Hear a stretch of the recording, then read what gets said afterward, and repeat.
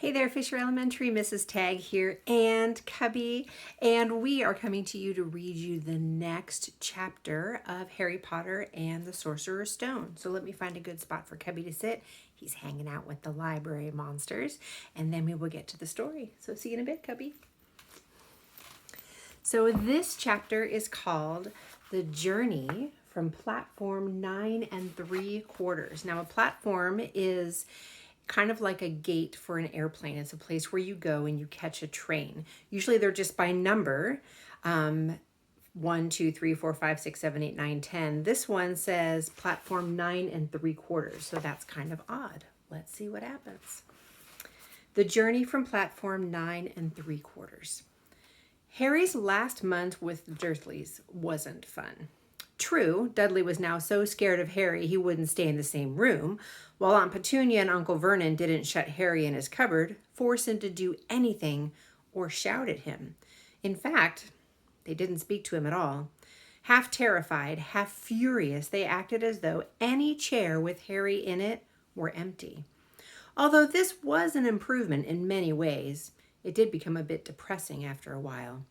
Harry kept to his room with his new owl for company.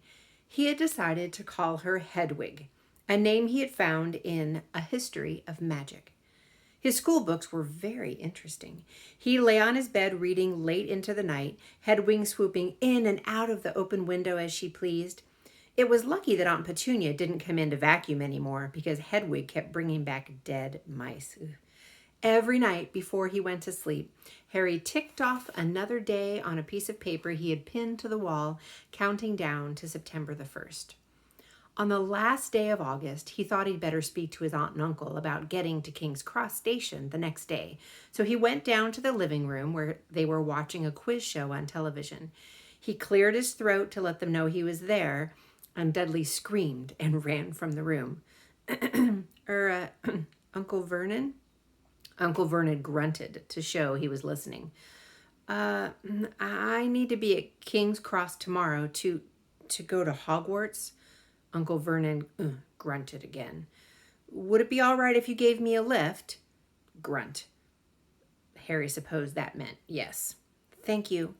He was about to go back upstairs when Uncle Vernon actually spoke. Funny way to get to a wizard's school, the train. Magic carpets all got punctures, have they? Harry didn't say anything.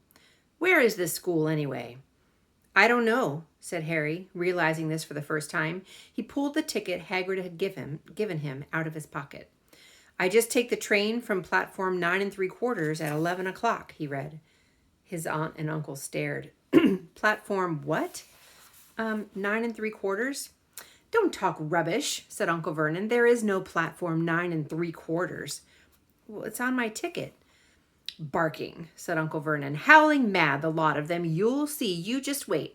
All right, we'll take you to King's Cross. We're going up to London tomorrow anyway, or I wouldn't bother. Why are you going to London? Harry asked, trying to keep things friendly.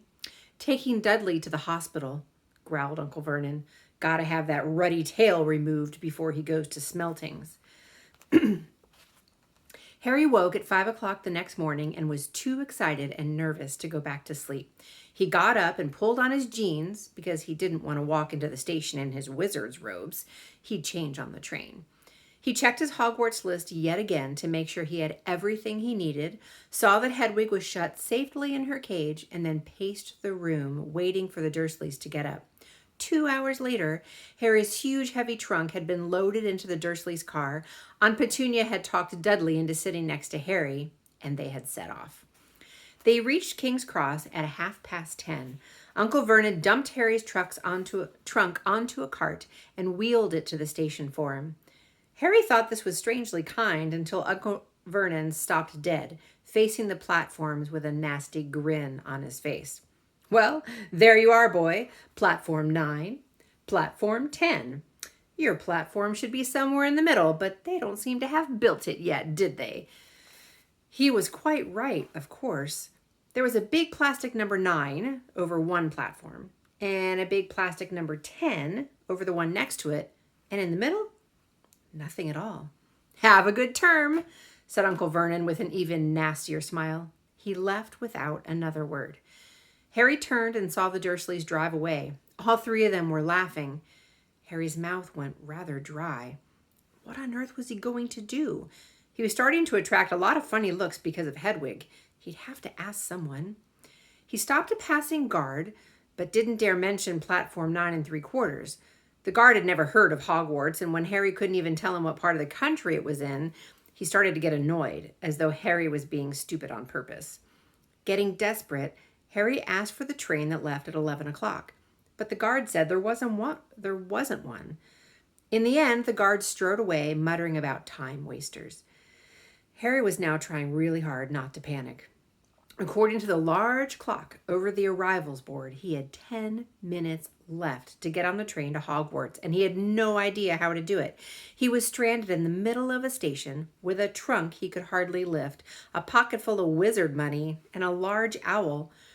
Hagrid must have forgotten to tell him something you had to do, like tapping the third brick on the left to get to Diagon Alley. He wondered if he should get his wand out and start tapping the ticket inspector's stand between platforms 9 and 10.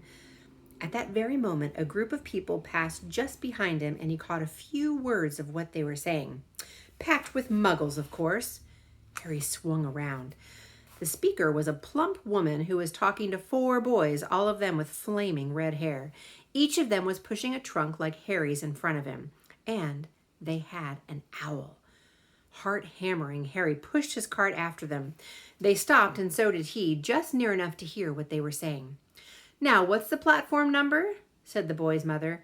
9 3/4, piped a small girl, also red-headed, who was holding her hand. "Mom, can't I go?" "You're not old enough, Ginny. Now be quiet." "All right, Percy, you go first." What looked like the oldest boy marched toward platform 9 and 10. Harry watched, careful not to blink in case he missed it. But just as the boy reached the dividing barrier between the 2 platforms, a large crowd of tourists came swarming in front of him, and by the time the last backpack had cleared away, the boy had vanished. "Okay, Fred, you next," the plump woman said. "I'm not Fred, I'm George," said the boy. "Honestly, woman, you call yourself our mother. Can't you tell I'm George?" "Oh, sorry, George, dear. Only joking, I am Fred," said the boy, and off he went. His twin called after him to hurry up, and he must have done so because a second later he had gone. But how had he done it? Now the third brother was walking briskly toward the barrier. He was almost there, and then, quite suddenly, he wasn't anywhere. There was nothing else for it. "Excuse me," Harry said to the plump woman. "Hello, dear," she said. "First time at Hogwarts?" Ron's new, too. She pointed at the last and younger of her sons. He was tall, thin, and gangling, with freckles, big hands and feet, and a long nose. "Yes," said Harry. The thing is, I don't know how to get onto the platform," she said kindly, and Harry nodded. "Not to worry," she said. "All you have to do is walk straight at the barrier between platforms 9 and 10. Don't stop, and don't be scared you'll crash into it. That's very important. Best to do it at a bit of a run if you're nervous. Go on now, before Ron." Okay," said Harry. He pushed his trolley around and stared at the barrier. It looked very solid. He started to walk toward it. People jostled him on their way to platforms 9 and 10. Harry walked more quickly. He was going to smash right into that barrier, and then he'd be in trouble. Leaning forward on his cart, he broke into a heavy run. The barrier was coming nearer and nearer. He wouldn't be able to stop. His cart was out of control. He was a foot away. He closed his eyes, ready for the crash. It didn't come. He kept running, and he opened his eyes. A scarlet steam engine was waiting next to the platform, packed with people. A sign overhead said Hogwarts Express, 11 o'clock. Harry looked behind him and saw a wrought iron archway where the barrier had been, with the words platform 9 3/4 on it. He had done it. Smoke from the engine drifted over the heads of the chattering crowd, while cats of every color wound here and there between their legs. Owls hooted to one another in a disgruntled sort of way over the babble and scraping of heavy trunks. The first few carriages were already packed with students, some hanging out of the window to talk to their families, some fighting over seats. Harry pushed his cart down the platform in search of an empty seat. He passed a round-faced boy who was saying, "Gran, I've lost my toad again." "Oh, Neville," he heard the old woman sigh. A boy with dreadlocks was surrounded by a small crowd. "Give us a look, Lee. Go on."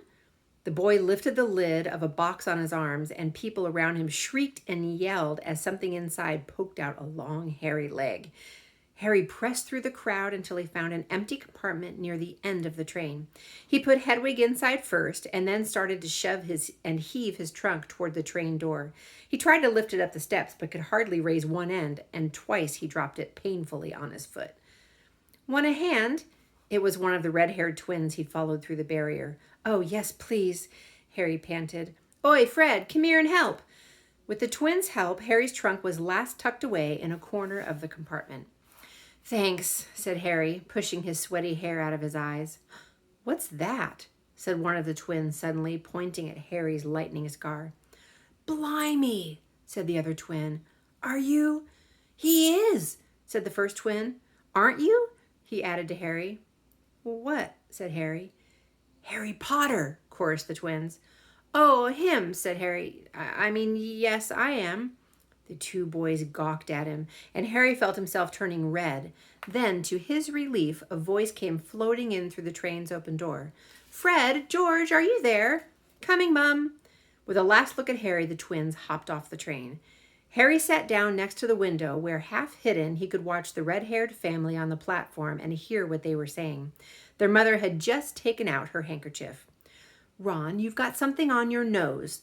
The youngest boy tried to jerk out of the way, but she grabbed him and began rubbing the end of his nose.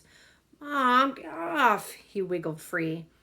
"Aw, is Igawani something on his nose?" said one of the twins. "Oh, quiet," said Ron. "Where's Percy?" said their mother. "He's coming now." The oldest boy came striding into sight. He'd already changed into his billowing black Hogwarts robes, and Harry noticed a shiny red and gold badge on his chest with the letter P on it. "Can't stay long, Mother," he said. "I'm up front. The prefects have got 2 compartments to themselves." "Oh, are you a prefect, Percy?" said one of the twins with an air of great surprise. "You should have said something. We had no idea." "Hang on, I think I remember him saying something about it," said the other twin. "Once or twice a minute all summer." "Oh, quiet," said Percy the prefect.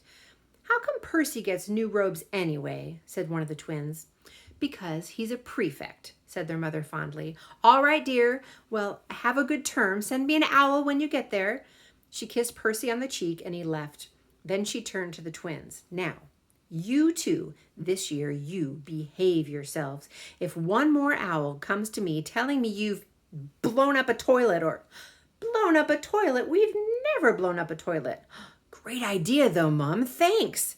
"It's not funny," she said, "and look after Ron." "Don't worry, Ron is safe with us." "Quiet," said Ron again.